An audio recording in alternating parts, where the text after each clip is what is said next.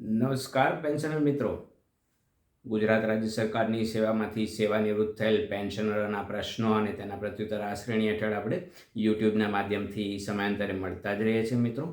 એ શ્રેણીના આજે 62માં એપિસોડમાં મિત્રો આપને મળવાનો આનંદ અને ખાસ કરીને વિશેષ આનંદ એટલા માટે છે, મેં અગાઉ પણ આપની સાથે રજૂઆત કરેલી છે કે હાલમાં હું 2 માસ માટે યુરોપમાં જર્મની ખાતે મારા બંને સંતાનો સાથે છું અને ત્યાંથી આપણને મળવા માટેનું આ એક તક છે. આજના દિવસે મળવાનો ઉપક્રમ એવો છે મિત્રો કે આપ જાણો છો કે જે પેન્શનર મિત્રો 30મી જૂનના રોજ નિવૃત્ત થયેલા હોય એવા પેન્શનરોને એક કાલ્પનિક ઇજાફાનો લાભ આપી અને પેન્શન સુધારણા અંગેની કાર્યવાહી કરવાની થાય છે. અલબત્ત આ છેક 11/2023ના માસથી સરકારશ્રી આ અંગેના ઠરાવો બહાર પાડેલ છે અને ત્યાર પછી વિવિધ પ્રકારે સૂચનાઓ પણ આપેલી છે. પરંતુ આમ છતાં હજુ પણ ઘણા બધા પેન્શનરોને આ બાબતે ક્યાંક કોઈક મૂંઝવણ છે, ક્યાંક ગેરસમજ છે, ક્યાંક કોઈક એવા બાબતથી એ લોકોને અજાણ છે કે આમાં અમારે શું કરવું અથવા તો આવું કર્યા પછી હવે અમારે શું. અમારે પક્ષે કંઈ હજી જેને કહેવાય કે પરિણામલક્ષી કોઈ નિર્ણયો નથી આવેલા એ બાબતે આપણે થોડી ચર્ચા કરવી છે, જેથી કરીને ઘણા બધા પ્રશ્નો મને આ બાબતે વારંવાર પૂછ્યા કરે છે કે 30મી જૂનના ઇજાફા બાબતે શું છે. તો મિત્રો આને આપણે ફરીથી પાછી ચકાસણી કરીએ. અગાઉ મેં મારા 46 નંબરના વિડીયોમાં અગાઉનો જે 46 નંબરનો વિડીયો હતો જ્યારે સરકારશ્રીએ 11/2023માં આ અંગેનો ઠરાવ બહાર પાડેલો હતો, ત્યાર પછી 12/23માં ફરીથી પાછી સરકારશ્રીએ વિગતવાર સૂચના આપતો એક પરિપત્ર સૂચનાપત્ર દરેક વિભાગને આપેલ હતો. ત્યાર પછી એવું બન્યું કે ડિસેમ્બર 23માં જ ફરીથી સરકારશ્રીએ આ બાબતે પુનઃવિચારણા કરવા માટે થોડો સમય માટે આ જે કાર્યવાહી કરવાની હતી એમાં થોડી રોક લગાવેલી હતી કે હાલમાં અંગે કંઈ કાર્યવાહી કરવી નહીં. ફરીથી પાછું 1 માસમાં જ એટલે કે જાન્યુઆરી 24માં જ ફરીથી પાછું સરકારશ્રીએ આ જેને કહેવાય આપણે રોક લગાવેલી હતી અથવા તો હાલ પૂરતું સ્થગિત રાખવું એ સ્થગિતતા સરકારશ્રીએ પછીથી નાણાં વિભાગે ઉઠાવી લીધેલી હતી. આ અંગે છેક 11/23થી અત્યાર સુધી આ પ્રમાણેનું થોડું જે વિગતવાર માહિતી હતી એવું આ પ્રકારનું હતું. એટલે ઘણી બધી વખત પેન્શનરોને સ્વાભાવિક છે કે આ બાબતે કંઈક મિસઅન્ડરસ્ટેન્ડિંગ હોય, અસમંજસ હોય અથવા તો કંઈક જાણકારી ના હોય એવું બને. એટલે ફરીથી પાછા આ બધા પ્રશ્નોના પ્રત્યુત્તર સ્વરૂપે આપને અહીંયાથી આપણે ચર્ચા કરીએ મિત્રો. તો સૌથી પહેલાં આ જે જૂન માસના ઇજાફાવાળી બાબત શું છે એને સમજી લેવી છે મિત્રો. છઠ્ઠું પગાર પંચ લાગુ પાડ્યું 1/1/2006થી. સરકારશ્રી આ અંગેના ઠરાવો છેક 2009માં કરેલા હતા. એટલે કે છઠ્ઠું પગાર પંચ 39 માસ પછીથી સરકારે ઠરાવો કર્યા. અલબત્ત અમલવારી 1/1/6થી હતી. તો એ સમયે સરકારશ્રીએ અગાઉના જે ઇજાફા છોડવાની બાબત હતી એમાં એક જેને કહેવાય ધરમૂળથી ફેરફાર સરકારશ્રીએ કરેલો કે બધાયની હવે ઇજાફા તારીખ, અલબત્ત આ કેન્દ્રના ધોરણે નિર્ણય લેવાયેલો હતો કે સમાન ઇજાફા તારીખ કરવાને કારણે દરેક કર્મચારીઓ પેન્શનરો તો પછી થાય પણ કર્મચારીઓ માટે ઇજાફા તારીખની એક સૂત્રતા લાવવા માટે જુલાઈ માસ નક્કી કરવામાં આવેલો હતો. તો આ બાબતે બને એવું કે ઘણા બધા કર્મચારીઓ જ્યારે નિવૃત્ત થાય ત્યારે સ્વાભાવિક છે કે 30મી જૂનના રોજ નિવૃત્ત થાય. તો એવા પેન્શનરોને આખા વર્ષની નોકરી કરવા છતાં પણ પેન્શન ઉપર ઉતરી જાય એટલે જુલાઈ ત્યાર પછીનો જે તારીખ આવે, જે દિવસે નિવૃત્ત થાય એના પછીના દિવસથી એનું નિવૃત્તિ તારીખ માટેનું પેન્શન શરૂ થવાની તારીખ હોય ત્યારે સ્વાભાવિક છે કે ઇજાફાનો લાભ ન મળે. એટલે એમની વિવિધ પ્રકારની રજૂઆતોને ધ્યાને લઈ સરકારશ્રીએ અલબત્ત નામદાર અદાલતના પણ આ અંગેના ઘણા બધા ચુકાદાઓ હતા, તેને ધ્યાને લઈ સરકારશ્રીએ આ નિર્ણય લીધો કે જેમને આગલા આખા વર્ષની સેવા પૂરી કરેલી હોય અને 30મી જૂનના રોજ નિવૃત્ત થાય એવા લોકોને એક કાલ્પનિક ઇજાફો ગણી અને પગાર ધ્યાને લેવો અને પગારને આધારે પેન્શન પણ સુધારી દેવું. આ છેક નિર્ણય સરકારે 11-23ના માસમાં લીધો. તો સ્વાભાવિક છે કે 2006થી 2023 સુધીના ઘણા બધા કર્મચારી પેન્શનર મિત્રો એવા હોય કે જેમને આ લાભ મળવા પાત્ર થાય. પણ બરાબર યાદ રાખીએ મિત્રો, આ અંગેની પાયાની શરત 2 છે. એક 2006 પછી જ નિવૃત્ત થયેલા હોવા જોઈએ અને 30મી જૂનના રોજ, કોઈ પણ વર્ષની 30મી જૂનના રોજ નિવૃત્ત થયેલા હોવા જોઈએ, એમને જ આ લાભ મળવા પાત્ર. બીજી વાત, વય નિવૃત્તિના કિસ્સામાં જ આ લાભ મળવા પાત્ર છે, સ્વૈચ્છિક નિવૃત્તિના કિસ્સામાં નથી. આ ખાસ અગત્યની વાત સમજી લેવી. ત્રીજી વાત, ચાલુ સેવા દરમિયાન અવસાનના કિસ્સામાં જેમને કુટુંબ પેન્શન મળે છે એવા લોકોને પણ, મતલબ કે એ જે અત્યારે કુટુંબ પેન્શનર છે પણ એમના પતિ પત્નીના અવસાન સમયે, ચાલુ સેવા દરમિયાન અવસાન હોય એવા લોકોને પણ આ લાભ મળવા પાત્ર નથી. તો આ પાયાની શરત બરાબર યાદ રાખીએ.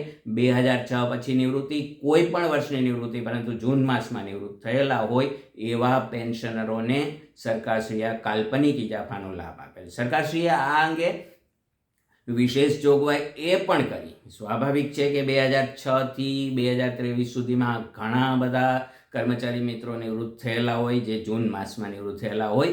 તો સરકારશ્રીએ હાલ પૂરતો એટલે કે 11/2023ના ઠરાવથી એવો પણ નિર્ણય લીધેલો છે, એવી જોગવાઈ કરેલી છે કે કોઈ પણ વર્ષમાં 30મી જૂનમાં નિવૃત્ત થયેલા હોય પરંતુ એમને આ કાલ્પનિક ઇજાફાનો જે વાસ્તવિક લાભ છે એ વાસ્તવિક લાભ માત્ર જુલાઈ 2023થી જ આપવાનો રહેશે.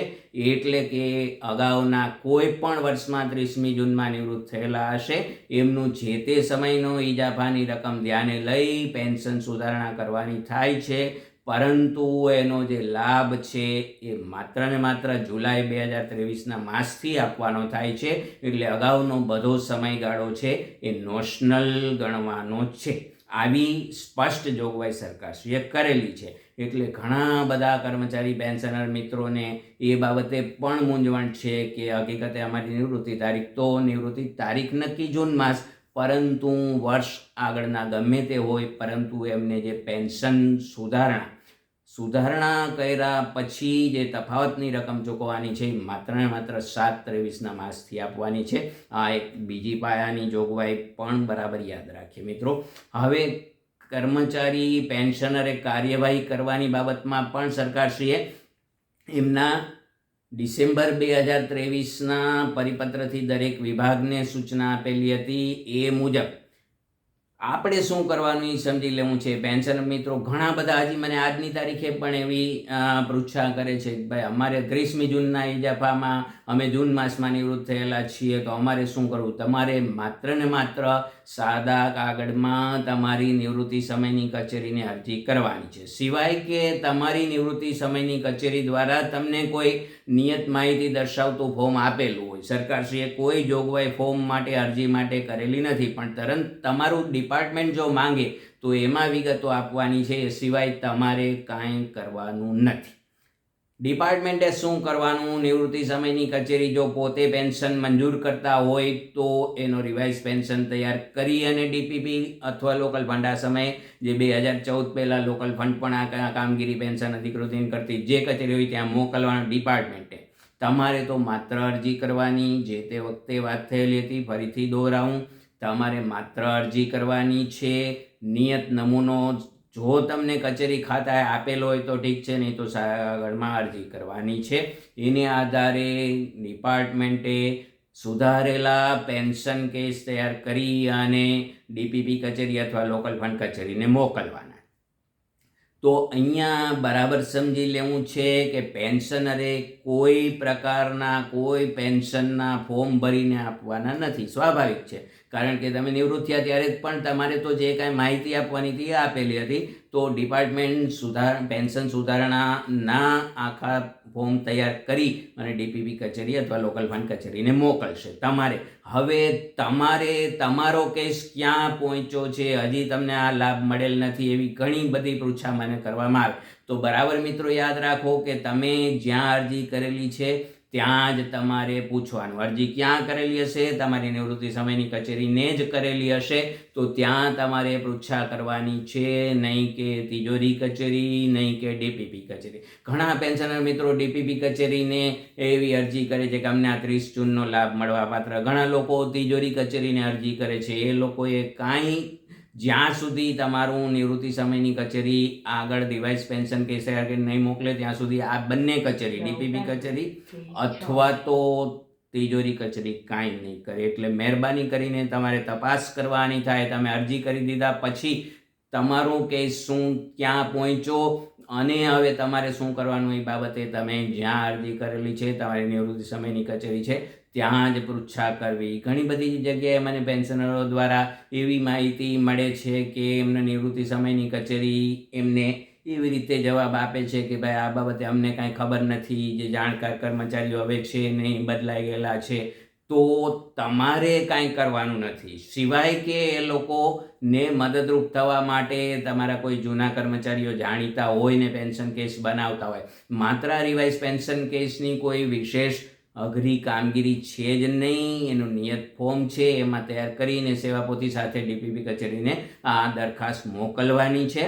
તો તમારે કાંઈ નથી કરવાનું. પણ જો કચેરી દ્વારા કાંઈ ન કાર્યવાહી હાથ ધરવામાં આવે તો એને મદદરૂપ બનવા માટે એવા પ્રયત્નો તમે કરી શકો કે ભાઈ કોઈ જૂના કર્મચારીઓ જાણીતા હોય જે આ બાબતની કામગીરીથી પરિચિત હોય, એમની પાસે આ કામગીરી કરાવીને તમે એમની સાથે આ રીતે તમે એના પરામર્શમાં રહીને કરી શકો. પરંતુ પેન્શનરે બીજું કાંઈ કરવાનું નથી. આ એક વાત. હવે સૌથી અગત્યનો પ્રશ્ન એ આવે છે કે આ બધી કામગીરી પૂરી થયા પછી ડીપીપી કચેરીએ પેન્શન સુધારણા અધિકૃતિ હુકમો કરેલા છે, પરંતુ એમાં મળવાપાત્ર શું છે એ બાબતે ઘણા બધા પેન્શનર મિત્રો મને ઘણી બધી બાબતે પૃચ્છા કરે છે. તો આ બાબતે બરાબર સમજી લેવું છે મિત્રો.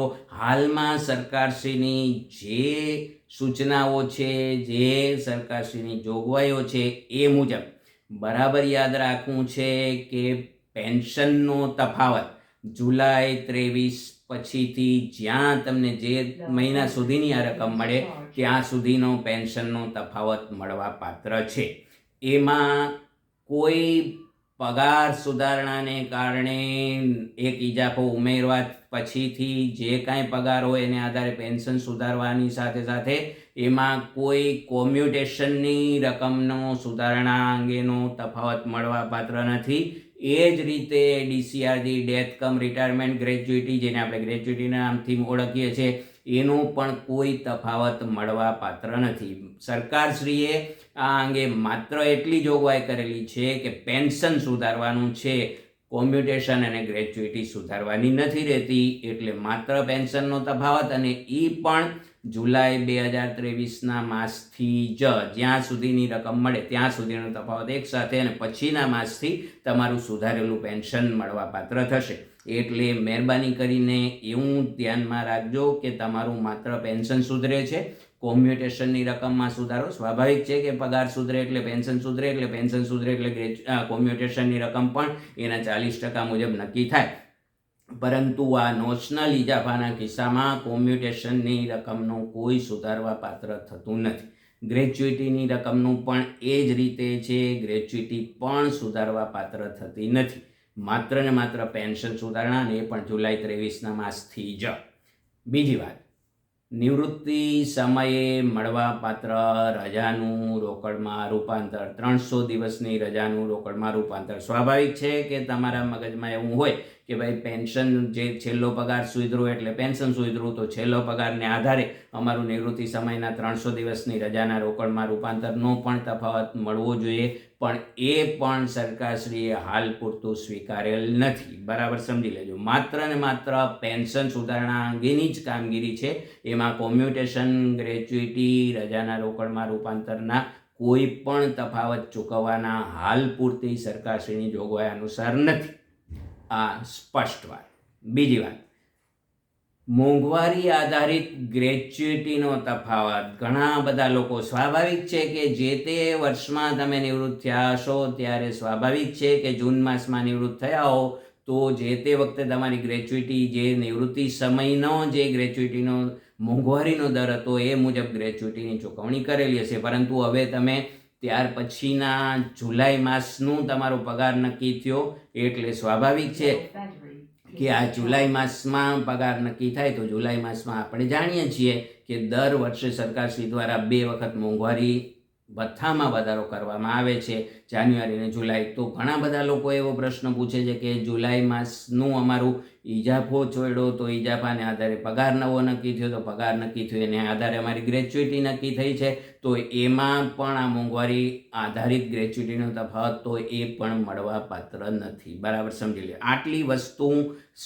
સ્પષ્ટપણે સમજી લેવી છે કે માત્ર ને માત્ર પેન્શનનો તફાવત જ મળવા પાત્ર છે, આ સિવાય બીજું કાંઈ નથી. હવે બીજી વાત, જુલાઈ 2023 પછી નિવૃત્ત થનાર એટલે કે 30મી જૂન 2023માં રોજ જે લોકો નિવૃત્ત થયા છે એવા લોકોને બરાબર સમજી લેવું છે. જૂન 2023 અને હવે તો જૂન 2024 પણ આવી ગયું, એમાં પણ નિવૃત્ત થયેલા, એટલે કે જૂન 2023 પછી જે લોકો નિવૃત્ત થતા હશે જૂન 23 સહિત હવે પછીથી જે લોકો નિવૃત્ત થશે એવા બધા પેન્શનર મિત્રોને બરાબર યાદ રાખો, તમારી નિવૃત્તિ સમયની કચેરી પણ ધ્યાનમાં લે. બરાબર સમજી લેવું છે. સરકારશ્રીએ જે આ નોશનલ ઇજાફાવાળી વાત કરી છે એ જૂન 23 સુધી છે. એનો અર્થ એવો કે જૂન 23થી એટલે કે 23 જૂનમાં જે નિવૃત્ત થયેલા છે અને હવે પછી કોઈ પણ વર્ષે જૂન માસમાં નિવૃત્ત થવાના છે એ બધા લોકો માટે પેન્શનનો તફાવત, કોમ્યુટેશનનો તફાવત અને ગ્રેચ્યુટીનો તફાવત પણ મળવા પાત્ર છે. બરાબર સમજી લેવું, કારણ કે સરકારશ્રીએ જૂન 2023 એક કટ ઓફ ડેટ નક્કી કરેલી છે, ત્યાં સુધીનું નોશનલ ગણવાનું થાય છે. એટલે જો આપ જૂન 2023માં નિવૃત્ત થયેલા હશો અથવા તો જૂન 24માં અથવા તો હવે પછી નિવૃત્ત થવાના હો તો એવા લોકો બરાબર યાદ રાખવું છે કે તમારો જે છેલ્લો પગાર નિવૃત્તિ સમયનો જે પગાર છે એમાં એક કાલ્પનિક ઇજાફો, ત્યાર પછીના જુલાઈ માસનો 1 જુલાઈનો એક કાલ્પનિક ઇજાફો ઉમેરી પગાર નક્કી કરવો છે, એને આધારે પેન્શન નક્કી કરવું છે અને એને આધારે તમને કોમ્યુટેશનની રકમ પણ મળવાપાત્ર, ગ્રેચ્યુટીની રકમ પણ એને આધારે જ મળવાપાત્ર, નવો પગાર, નવું મોંઘવારી એને આધારે ધ્યાને લઈ અને રજાનું રોકડમાં રૂપાંતર પણ. એટલે કે જૂન 2023 પહેલાં જે લોકો નિવૃત્ત થઈ ગયા છે એવા લોકોને માત્ર પેન્શનનો તફાવત, અને જૂન 23થી જે લોકો નિવૃત્ત થઈ ગયા છે અને હવે કોઈ પણ વર્ષમાં જૂન માસમાં નિવૃત્ત થનાર છે અને આ બધુંએ એક કાલ્પનિક ઇજાફો ઉમેરી અને બધાય લાભ મળવાપાત્ર થાય છે. એટલે આ બાબત ખાસ યાદ રાખવી. ત્યાર પછી ઘણા બધા પેન્શનરો મિત્રો એવી એક સરખામણી કરીને મારી પાસે આવે છે કે મારી સાથે આ જે વ્યક્તિ હતા એમને તો એવું બન્યું કે એને પેન્શનનો તફાવત એ નિવૃત્તિ તારીખથી મળ્યો, કોમ્યુટેશનની રકમનો જે તફાવત મળ્યો, ગ્રેચ્યુટીનો તફાવત પણ મળેલો છે, રજાનું રોકડમાં રૂપાંતરનો તફાવત મળે, તો અમને શા માટે નહીં? તો એવા મિત્રો કયા છે એ બરાબર સમજી લેવું છે. આ બાબતે મેં અગાઉ રજૂઆત કરી એ મુજબ છેક 2006થી આ મુદ્દો છેક ચર્ચામાં હતો અને વિચારણાધીન પણ હતો. સરકારશ્રીએ 2023માં આ બાબત સ્વીકારી. ત્યાં સુધીમાં ઘણા બધા પેન્શનર મિત્રો શ્રી દ્વારા નામદાર અદાલતનો આશ્રય લઈ અને આ અંગે અદાલતના આદેશો મેળવેલા હતા. તો એવા પેન્શનર મિત્રો છે કે જેમણે નામદાર અદાલતમાં આ બાબતે રીટ પિટિશન દાખલ કરેલી હતી અને અદાલતે કર્મચારી પેન્શનરની ફેવરમાં નિર્ણય આપેલો હોય અને આ નિર્ણયને આધારે જે તે કર્મચારીના ખાતું વિભાગે આ અંગેના જો નામદાર અદાલતના આદેશ સ્વીકારવા બાબતેના હુકમો કરેલા હોય, એટલે કે નામદાર અદાલતમાં જે નિર્ણય આવ્યો હોય એને આધારે સરકારશ્રી અપીલમાં ગયેલી હોય, અપીલ નામદાર અદાલતે કાઢી નાખેલી હોય, ત્યારબાદ ઘણી વખત અદાલતની અવમાનના કિસ્સામાં અદાલતે જ્યારે નામદાર અદાલતે આખરી હુકમ કરેલા હોય અને એના વિભાગે અંગેની મંજૂરી આપેલી હોય, એટલે સચિવાલયના વહીવટી વિભાગે જો આ અંગેના હુકમો કરેલા હશે એવા જ માત્ર એવા પેન્શનરોને આ બાબતે પેન્શન સુધારણામાં મેં અગાઉ રજૂઆત કરેલી બધાએ લાભો મળવા પાત્ર છે. માત્ર ને માત્ર એવા પેન્શનરો, બરાબર યાદ રાખીએ, જે લોકો માત્ર અદાલતમાં ગયેલા છે અને અદાલતનો ચુકાદો નથી આવેલો એવા નહીં. અદાલતમાં ગયેલા છે અને નામદાર અદાલતે પણ પેન્શનરની ફેવરમાં ચુકાદો આપેલ છે, પરંતુ એના ખાતા વિભાગે આ અંગે અપીલ દાખલ કરેલી હોય અથવા તો આ અંગેના હુકમો, આ ચૂકવવા બાબતેના હુકમો ન કરેલા હોય તો એવા લોકોને પણ હાલ પૂરતું માત્ર ને માત્ર પેન્શનનો તફાવત મળવા પાત્ર થાય છે. એટલે તમારી પાસે જ્યારે સરખામણી માટે ક્યારે એવી વાત આવે કે મને તો બધી રકમ મળી, તમને કેમ નથી મળી, તો એને બરાબર જુઓ કે એ લોકોએ નામદાર અદાલતના 8 પ્રકારના જેટલા કાર્યવાહી છે એવી પૂર્ણ કર્યા પછી અદાલતનો આખરી હુકમ આવેલો હશે, એની આધારે જ આ રકમ મંજૂર થયેલી હશે. બાકી બધાને માત્ર મેં વાત કરી એ મુજબ પેન્શનનો તફાવત, અને એ પણ વાસ્તવિક તફાવત જુલાઈ 2023ના માસથી જ મળવાપાત્ર થાય છે મિત્રો.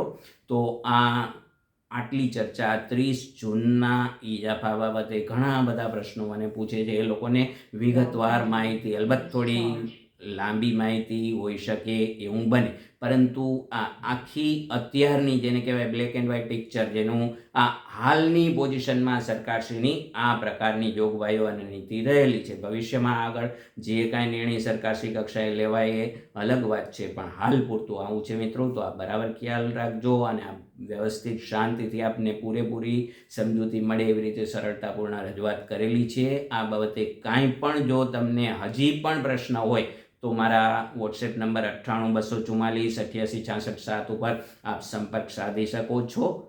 હાલમાં મેં અગાઉ વાત કરી તે મુજબ 31 ઓગસ્ટ સુધી હું મારા વિદેશ પ્રવાસે જર્મની ખાતે છું. ત્યાં સુધી આ નંબર એટલે કે વોટ્સએપ નંબર જે છે મારો 98 244 એ નંબર વોટ્સએપમાં ચાલુ છે. તો વોટ્સએપ કોલથી આપ મારો સંપર્ક કરી શકશો કોઈ પ્રશ્ન હોય તો. 31 ઓગસ્ટ પછીથી હું મારા ભારત ખાતેના રાજકોટ ખાતે નિવાસ સ્થાને ત્યાં સ્થાયી છું. ત્યાં પછી નોર્મલ કોલમાં પણ આપ સંપર્ક સાધી શકશો મિત્રો. તો હાલ પૂરતી આપની રજા લઉં એ પહેલાં ખુશ રહો, આનંદમય બની રહો અને આપનું શેષ જીવન ઈશ્વરપરાયણ, માત્ર ને માત્ર ઈશ્વરપરાયણ અને આનંદથી જીવો. પેન્શન અંગેના કોઈ પણ પ્રશ્નો, પેન્શન અંગેની કોઈ પણ ચિંતા બધી એ આપ છોડી એ અંગે જ્યારે પણ જે કાંઈ જરૂર પડે પેન્શન બાબતમાં ત્યારે મારો સંપર્ક સાધી શકો છો. આપ આનંદથી રહો એવી એક માત્ર શુભેચ્છા સાથે વિરમું. ફરીથી પાછા આપણે બહુ ઝડપથી મળીશું. ત્યાં સુધી આપની રજા આપના માર્ગદર્શક મિત્ર નરેન્દ્ર વિઠલાણીને રજા આપો મિત્રો. અસ્તુ.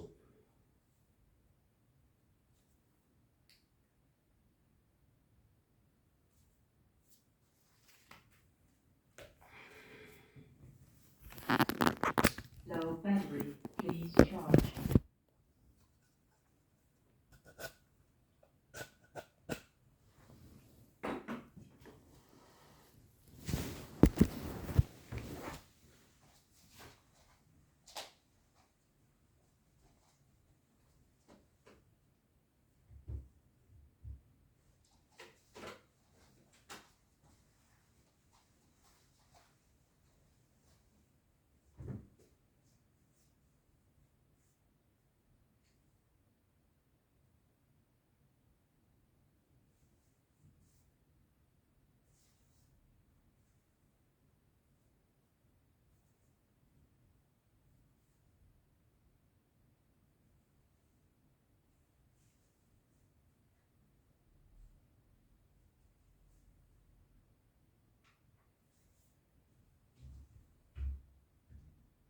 Low battery, please charge.